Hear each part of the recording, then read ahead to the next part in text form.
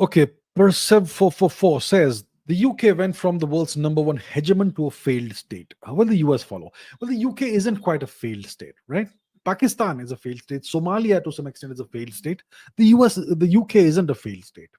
It still functions reasonably well. It is mostly a rather poor nation that is attached to London, which is the world's center for money laundering. And yeah, but it lost its first class geopolitical status. It ceased to be a first class geopolitical power around 1956, 1958, the Suez Crisis time period. Um, so all empires have this phase, right?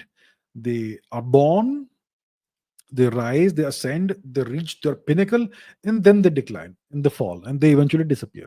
Every empire goes through this cycle, the imperial cycle. Some empires rise multiple times. Okay, that also happens. Will the US follow? Every empire follows this. So no empire lasts forever.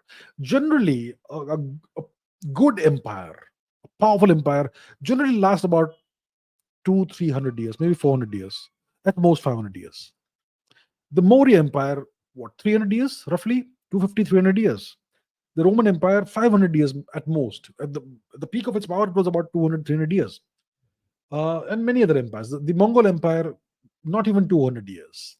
The British Empire, 200 to 50 years. The US Empire begins, let's say, around the 1940s. So let's see how long it lasts. Okay, it's a cyclic process. And the US Empire essentially is a continuation of the British Empire. It just took over the work of the British Empire.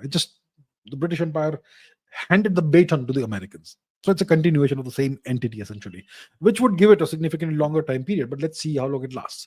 So nothing lasts forever. No empire lasts forever. Eventually, every empire does decline and fall. When will it happen? Can't really tell. Can't say.